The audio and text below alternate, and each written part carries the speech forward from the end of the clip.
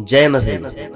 कैसे हैं? उम्मीद करता हूँ कि प्रभु में बने रहेंगे और स्वस्थ होंगे। प्रियो, आज मैं आपको बताने जा रहा हूँ, यदि आप एक विश्वासी हैं तो जरूर यह वीडियो के अंत तक सुने, क्योंकि यह वीडियो में ऐसी सलाह दिया जाएगा और इस वीडियो में यह आपको सिद्धांत सिखाया जाएगा कि यदि आप बाइबल नहीं पढ़ पा रहे हैं तो आप कैसे प्रार्थना करें कि आप बाइबल पढ़ सकते हैं। आप बाइबल पढ़ते हैं, नहीं समझ पा रहे हैं तो कैसे प्रार्थना करें कि आप बाइबल को समझ सके।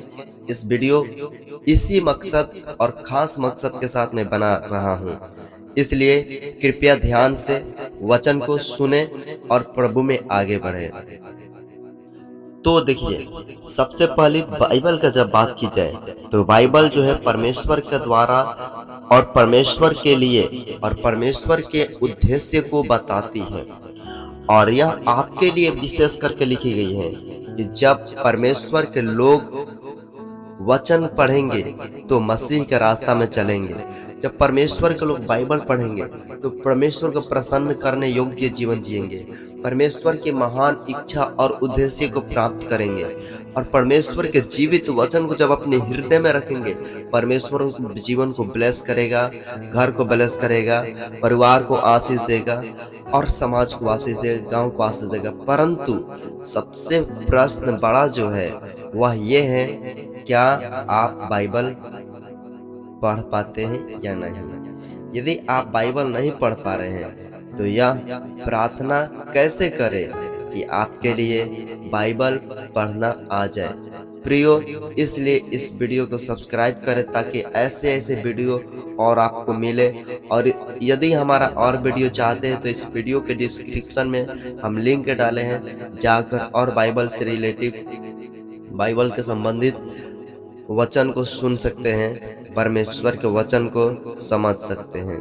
तो प्रियो, यहाँ पर हम जानने चाहेंगे कि परमेश्वर अपने पवित्र शास्त्र के अंदर तीमुथियुस को क्या कहता है। देखिए, दूसरा तीमुथियुस और उसका जब आप 3 अध्याय पढ़ेंगे और 15 वचन से, तो पौलुस कहता है, और बचपन से पवित्र शास्त्र तेरा जाना हुआ है और जो तुझे मसीह में विश्वास करने से उद्धार प्राप्त करने के लिए बुद्धिमान बना सकता है। प्रियो, परमेश्वर के दास जो पौलुस है तीमुथियुस को कह रहा है कि यह बचपन से तीमुथियुस जो है पवित्र शास्त्र को जानता है, बचपन से ही यीशु मसीह की कहानी जानता है, बचपन से ही यीशु मसीह के ऊपर विश्वास करना सीखा है। कैसे जानता है? जब आप दूसरा तीमुथियुस 1 अध्याय के 5 वचन, 6 वचन, 7 वचन पढ़ेंगे, उसके नानी, उसकी माँ और तीमुथियुस 3 पीढ़ी के लोग प्रभु यीशु मसीह पर विश्वास कर रहे हैं। तो तीमुथियुस बचपन से, तीमुथियुस के माँ बाप जो है तीमुथियुस को ऐसा शिक्षा दी है, हमेशा प्रभु का वचन सुनाते रहे हैं। तो हम परमेश्वर के वचन जब माँ बाप के द्वारा सुनते हैं तो हमारे हृदय में परमेश्वर का वचन अच्छा से समझ में आ जाता है, मनों में समझ में आ जाता है। परंतु जब हम बाइबल पढ़ते हैं तो समझ क्यों नहीं आ पाता है? क्योंकि पढ़ने के बाद जो लोग समझ नहीं पाते हैं उनको समझाना पड़ता है, इसलिए कि शैतान जो है नहीं चाहता है कि हम और आप बाइबल को समझ सके, बाइबल में आगे विद्वान बन सके। परंतु आप बाइबल के लिए समझने के लिए पढ़ने से पहले आप इस तरह से प्रार्थना जरूर करें। आप हमारे साथ खोलिए भजन संहिता और 119 अध्याय, भजन संहिता 119 और 6 वचन। यहाँ पर लिखा है, यह ज्ञान मेरे लिए बहुत कठिन है और यह गंभीर और मेरी समझ से बाहर है। दाऊद कहता है कि परमेश्वर का जो वचन है रहस्य से भरपूर है, सामर्थ्य से भरपूर है, इसके पास अनेकों अनेक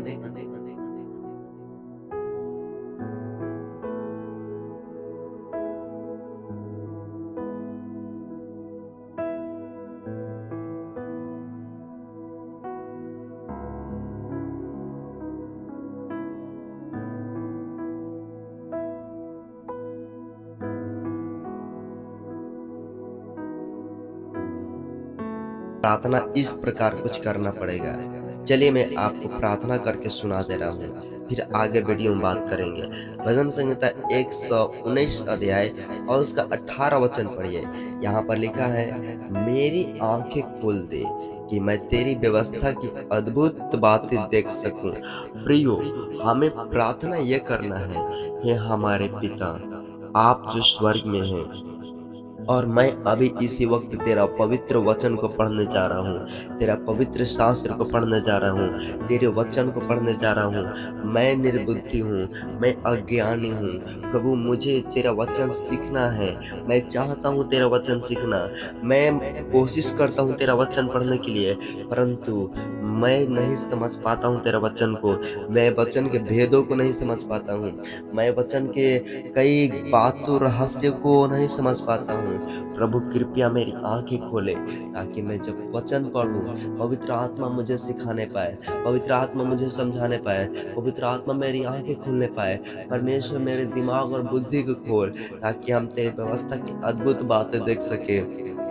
प्रभु, तू अपने पवित्र हालेलुया ज्योति में हमें चला, क्योंकि जो तेरा वचन में लिखा है कि परमेश्वर तेरा व्यवस्था की बातें मेरे आंख खोलने वाला है। हालेलुया। परमेश्वर, तू ऐसा कार्य करने के लिए हम प्रार्थना करते हैं राजा, धन्यवाद देते हैं यीशु के नाम से, आमीन। तो प्रियो, जैसा कि आपने देखा, जो वचन के लिए प्रार्थना एक अलग प्रकार से किया जाता है, जैसे हमने आपको करके सुनाया, करके दिखाया। इसलिए आप अपनी जगह पर, जहाँ पर घरों में रहते हैं, परमेश्वर का वचन को किस तरह अध्ययन करना है, आप पहले प्रार्थना करें कि परमेश्वर तेरा वचन को समझने के लिए मेरी आंखें खोल दे। क्योंकि प्रियो, जब परमेश्वर आपकी आंखें खोल देगा, तो आप अपने जीवन में आराम से परमेश्वर का वचन समझ लीजिएगा, परमेश्वर का वचन को सुन लीजिएगा, परमेश्वर का वचन को भेदों को जान पाइएगा।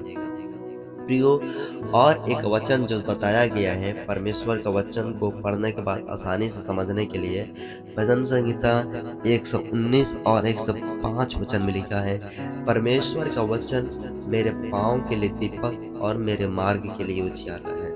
प्रियो, जब आप बाइबल पढ़ते हैं तो आपको यह समझना है कि बाइबल पढ़ने से पहले प्रार्थना करना है, क्योंकि जो आप बाइबल पढ़ते हैं, शैतान उसको मन से उड़ा देता है, दिमाग से उड़ जाता है, और पता ही नहीं चलता है कि हम बाइबल कैसे पढ़ें, प्रार्थना कैसे करें, और बाइबल पढ़ने से पहले किस वचन को लेकर प्रार्थना करना चाहिए। तो जैसा हम बताए, भजन संहिता 119 का 18 वचन पढ़ के प्रार्थना कीजिए उस वचन के आधार पर, और 105 वचन जो लिखा है, परमेश्वर का वचन आपके पाँव के लिए दीपक और आपके मार्ग के लिए उजियाला है। तो प्रियो, परमेश्वर का वचन आपके पाँव के लिए दीपक, पाँव कहाँ पर है? धरती पर है।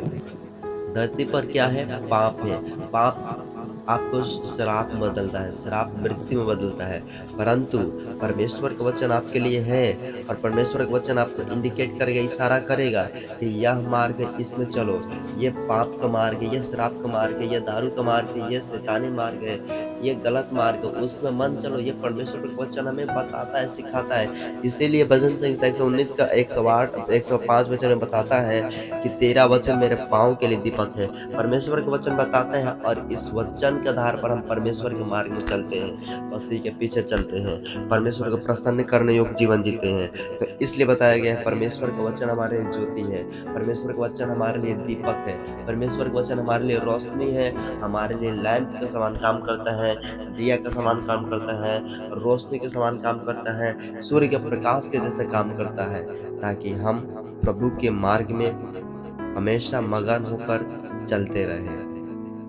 और प्रियो, जिनके जीवन में बाइबल का वचन नहीं है, जो बाइबल नहीं पढ़ पाते हैं, वे विश्वासी अधूरे रहते हैं, वे विश्वासी भटकते रहते हैं, और वे विश्वासी अपने जीवन में कई नाकामियों को देखते हैं, कई परेशानी को झेलते हैं। इसलिए हमें बाइबल पढ़ना अति उत्तम है और अति जरूरत है, क्योंकि लिखा है कि तेरे और मेरे मार्ग के लिए उजियाला है।